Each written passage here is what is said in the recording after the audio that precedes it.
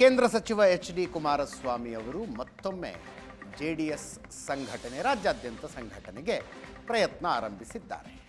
ಇದೊಂಥರ ಸದಸ್ಯತ್ವ ಅಭಿಯಾನವನ್ನು ಶುರು ಮಾಡ್ತಾ ಇದ್ದಾರೆ. ಇದರ ನೇತೃತ್ವ ನಿಖಿಲ್ ಕುಮಾರಸ್ವಾಮಿ ಅವ್ರದ್ದು. ನಿಖಿಲ್ ಕುಮಾರಸ್ವಾಮಿ ರಾಜ್ಯ ಪ್ರವಾಸ ಮಾಡ್ತಾರೆ, ಬೇರೆ ಬೇರೆ ನಾಯಕರುಗಳ ಸಭೆ ಇದೆ, ಇದೆಲ್ಲವೂ ಒಂದು ಕಡೆ. ಇದರ ಆರಂಭಿಕ ಸಭೆಯಲ್ಲಿ ಕುಮಾರಸ್ವಾಮಿ ಅವರು ಆಡಿದ ಮಾತುಗಳು ಬಹಳ ಇಂಪಾರ್ಟೆಂಟ್. ಇದು ರಾಜ್ಯ ಬಿಜೆಪಿ ನಾಯಕರುಗಳಿಗೆ ಒಂಥರ ಟಾಂಗ್ ಕೊಟ್ಟಂಗಿತ್ತು.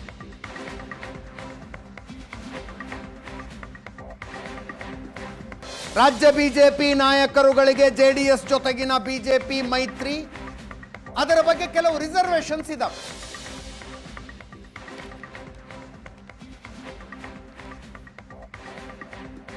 ವಿಧಾನಸಭಾ ಚುನಾವಣೆಗೆ 3 ವರ್ಷಗಳ ನಂತರ ನಡೆಯಲಿರುವ ವಿಧಾನಸಭಾ ಚುನಾವಣೆಗೆ ಈ ಮೈತ್ರಿ ಇರುತ್ತೋ ಇರೋದಿಲ್ವೋ ಅನ್ನೋ ಲೆವೆಲ್ಗೆ ಮಾತುಕತೆಗಳಿದಾವೆ.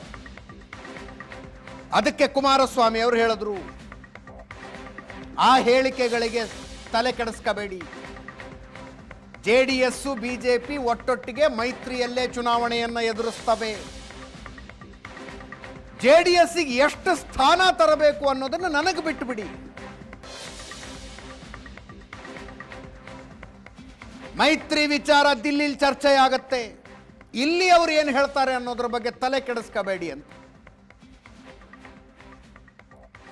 ಈ ಹೇಳಿಕೆಯನ್ನ 4 ಗೋಡೆ ಮಧ್ಯದಲ್ಲಿ ತಮ್ಮ ನಾಯಕರುಗಳಿಗಷ್ಟೇ ಹೇಳಿದ್ರೆ ಆ ಮಾತು ಬೇರೆ. ಮಾಧ್ಯಮಗಳ ಎದುರಿಗೆ ಬಹಿರಂಗವಾಗಿ ಹೇಳಿದ್ರು ಕುಮಾರಸ್ವಾಮಿ ಅವರು.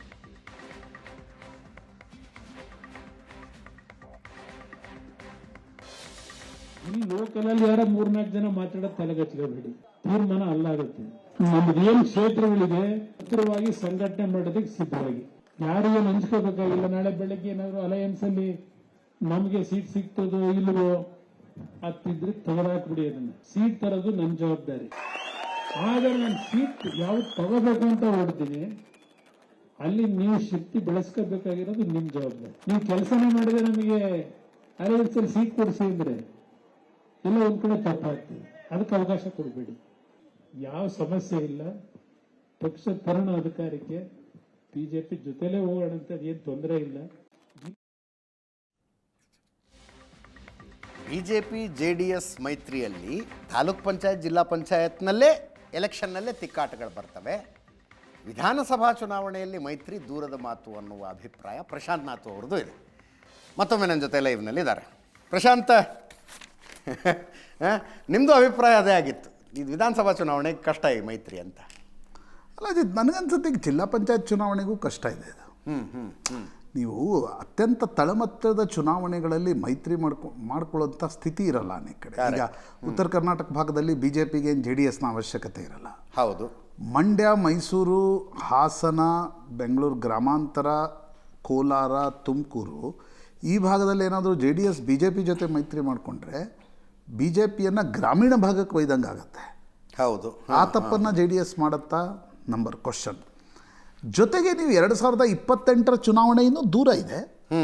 ನನಗನ್ಸೋದು ವಿಧಾನಸಭಾ ಚುನಾವಣೆಯವರೆಗೆ JDS ಮತ್ತು BJPಯ ನಾನು ಮೈತ್ರಿ ಒಡೆದು ಹೋಗ್ಬಿಡುತ್ತೆ ಅಂತ ಹೇಳಲ್ಲ. ಅಂದ್ಕೊಂಡಷ್ಟು ಎಚ್.ಡಿ. ಕುಮಾರಸ್ವಾಮಿ ಕೇಂದ್ರದಲ್ಲಿ ಮಂತ್ರಿಯಾಗಿ ಮುಂದುವರಿಬಹುದು. ಆದರೆ ಜಿಲ್ಲಾ ಪಂಚಾಯತ್, ತಾಲೂಕ್ ಪಂಚಾಯತ್ ಮತ್ತು ವಿಧಾನಸಭಾ ಚುನಾವಣೆಗಳಲ್ಲಿ ಈ ಎರಡೂ ಪಕ್ಷಗಳ ನಡುವೆ ಮೈತ್ರಿ ಕಷ್ಟ ಇದೆ. 29ಕ್ಕೆ ಏನಾಗುತ್ತೆ, 4 ವರ್ಷ ಇದೆ, ಇನ್ನು 4 ವರ್ಷ ಇದೆ. ಅಲ್ಲಿವರೆಗೆ ಏನೇನಾಗುತ್ತೆ ಕರ್ನಾಟಕದ ರಾಜಕಾರಣದಲ್ಲಿ ಯು ಡೋಂಟ್ ನೋ. ಎಸ್. ಹೀಗಿರುವಾಗ ನನಗನ್ಸುತ್ತೆ ಈ JDSಗೂ ಕೂಡ ಐಕ್ಲಾ ಚಲೋರೆ ಅಂದರೆ ಗೋ ಸೋಲೋ ಈಸ್ ಹೆಲ್ಪ್ಫುಲ್. ಓಕೆ. BJPಗೂ ಕೂಡ ಒಂದು ವೇಳೆ ಹಳೆ ಮೈಸೂರು ಭಾಗದಲ್ಲಿ JDS ಮೈತ್ರಿ ಒಪ್ಕೊಂಡ್ರೆ BJPಗೆ ಒಂದಿಷ್ಟು ಲಾಭನೂ ಆಗ್ಬೋದು. ಗ್ರಾಮೀಣ ಭಾಗಗಳಲ್ಲಿ ಏನು BJPಗೆ ಬೇಸ್ ಇಲ್ಲ, ಅದು ಆ ಬೇಸ್ BJPಗೆ ಲಾಭವಾಗಿ ದೊರಕಬಹುದು. ಆದರೆ ಅದರಿಂದ JDS ಮುಂದಿನ ದಿನಗಳಲ್ಲಿ ನಷ್ಟ ಅನುಭವಿಸ್ಬೇಕಾಗತ್ತೆ. All depends on Ajit. ನನಗನ್ಸುತ್ತೆ ಓಕೆ, ನವೆಂಬರ್ನಲ್ಲಿ DK ಶಿವಕುಮಾರ್ ಅಂದುಕೊಂಡಂತೆ ಮುಖ್ಯಮಂತ್ರಿ ಆಗ್ತಾರಾ? ಅದು ಕೇವಲ ಡೋಂಟ್ ಥಿಂಕ್ ಕಾಂಗ್ರೆಸ್ ಮೇಲೆ, ಕರ್ನಾಟಕದ ಕಾಂಗ್ರೆಸ್ ಮೇಲೆ ಪರಿಣಾಮ ಬೀರುತ್ತೆ ಅಂತ ನನಗನ್ಸಲ್ಲ. ಅದರ ಪರಿಣಾಮ ಬಿಜೆಪಿ JDS ಮೈತ್ರಿ, ವಿರೋಧ ಪಕ್ಷ ಇದೆಲ್ಲದರ ಮೇಲೂ ಕೂಡ ಕರ್ನಾಟಕದ ರಾಜಕಾರಣ ಒಂದು ಪ್ಯಾರಾಡೈಮ್ ಶಿಫ್ಟ್ ತೆಗೆದುಕೊಳ್ಳುವ ಹಂತದಲ್ಲಿದೆ ಅಜಿತ್. ಸಿದ್ದರಾಮಯ್ಯ, ದೇವೇಗೌಡರು ಮತ್ತು ಯಡಿಯೂರಪ್ಪನವರ ರಾಜಕಾರಣದ ನಂತರದ ಒಂದು ಪ್ಯಾರಾಡೈಮ್ ಶಿಫ್ಟ್ ನಾವೇನು 20 ವರ್ಷದಿಂದ ಎದುರು ನೋಡ್ತಾ ಇದೆ ಕರ್ನಾಟಕದ ರಾಜಕಾರಣ. ಅದರ ಟೈಮ್ ಈಗ ಬಂದಿದೆ. ಆ ನವೆಂಬರ್ನಲ್ಲಿ ಅದು ಡಿ ಕೆ ಶಿವಕುಮಾರ್ ಮುಖ್ಯಮಂತ್ರಿ ಆಗ್ತಾರಾ ಇಲ್ವಾ, ಆದ್ರೇನು ಆಗದಿದ್ರೇನು, ಅದು ಕೇವಲ ಕಾಂಗ್ರೆಸ್ ಮೇಲೆ ಪರಿಣಾಮ ಬೀರೋಲ್ಲ. It will have an impact on JDS. ಹೌದು, ದೇವೇಗೌಡ ಅವರ ಫ್ಯಾಮಿಲಿ ಪಾಲಿಟಿಕ್ಸ್ ಏನಿದೆ 99ಇಂದ ಇಲ್ಲಿವರೆಗೆ 26 ವರ್ಷ ನಡ್ಕೊಂಡು ಬಂದಿದೆ, ಅದರ ಮೇಲೆ, ಒಕ್ಕಲಿಗರ ರಾಜಕಾರಣದ ಮೇಲೆ, ಲಿಂಗಾಯತರ ರಾಜಕಾರಣದ ಮೇಲೆ, ನಾವೇನು ಹಿಂದುಳಿದ ವರ್ಗಗಳ ವೋಟ್ ಬ್ಯಾಂಕ್ ಒಂದನ್ನು ನೋಡ್ತಾ ಇದ್ದೀವಿ ಅದರ ಮೇಲೆ, ದಲಿತ ವೋಟ್ ಬ್ಯಾಂಕ್ ಮೇಲೆ, ಎಲ್ಲವೂ ಮುಸ್ಲಿಂ ವೋಟ್ ಬ್ಯಾಂಕ್ ಒಂದು ಕಾಂಗ್ರೆಸ್ ಜೊತೆಗೆ ಇರುತ್ತೆ ಅನ್ನೋದ್ರ ಬಗ್ಗೆ ಯಾರಿಗೇನು ಸಂಶಯ ಬೇಡ. ಕರ್ನಾಟಕದಲ್ಲಿ ಕರ್ನಾಟಕದಲ್ಲಿ ಬಿಟ್ಟು ಉಳಿದೆಲ್ಲ ವೋಟ್ ಬ್ಯಾಂಕ್ಗಳೇನಿವೆ ಅವು ಚದರಿ ಹೋಗ್ತಾವ, ರಿಅಲೈನ್ಮೆಂಟ್ ಆಗ್ತಾವ ಅನ್ನೋದು ಈಗ JDS ಮೇಲೆ ಪರಿಣಾಮ ಬೀರ್ತಕ್ಕಂಥ ಸಂಗತಿ ಏನು. ಒಬ್ಬ ಒಕ್ಕಲಿಗ ಮುಖ್ಯಮಂತ್ರಿ ಬಂದು ಕುಳಿತರೆ ವೋಟ್ ಬ್ಯಾಂಕ್ ಉಳಿಯುತ್ತಾ? ವೋಟ್ ಬ್ಯಾಂಕ್ ಉಳಿಯತ್ತಾ? That is question mark. ಆಗ JDS ಇನ್ನಷ್ಟು ವೀಕ್ ಆದ್ರೆ ಏನು? ಅಥವಾ ಡಿ ಕೆ ಶಿವಕುಮಾರ್ ಮುಖ್ಯಮಂತ್ರಿ ಆಗದೆ ಸಿದ್ದರಾಮಯ್ಯ ಕಾಲ ತಳ್ಳಿಕ್ಕೆ ಸ್ಟಾರ್ಟ್ ಮಾಡಿದರೆ ಆಗ ಒಕ್ಕಲಿಗರ ವೋಟ್ ಬ್ಯಾಂಕ್ ಸ್ಥಿತಿಗತಿ. It's very interesting. ತುಂಬ ಪ್ಲೇನ್ ಆ್ಯಂಡ್ ಸಿಂಪಲ್ ಆಗಿ ಬ್ಲ್ಯಾಕ್ ಆ್ಯಂಡ್ ವೈಟ್ ಆಗಿ ಇದು ಕಾಣ್ತಿಲ್ಲ. ಹಾಗಾಗಿ ನವೆಂಬರ್ 15, ನವೆಂಬರ್ 30ರವರೆಗೆ ಒಂದು ಸಣ್ಣ ಸಂಕೇತಗಳು ಸಿಗ್ಲಿಕ್ಕೆ ಶುರು ಆಗ್ಬೋದು ಅಂತ ನನಗನ್ಸುತ್ತೆ. Thank you so much Prashant. ಇದರೊಂದಿಗೆ ಇವತ್ತಿನ ಪಾರ್ಟಿ ರೌಂಡ್ಸ್ ಮುಗಿಸ್ತಾ ಇದ್ದೀನಿ. ನೇರ ದಿಟ್ಟ ನಿರಂತರ ಸುದ್ದಿಗಾಗಿ ನೋಡ್ತಾ ಇರಿ ಏಷ್ಯಾನೆಟ್ ಸುವರ್ಣ ನ್ಯೂಸ್.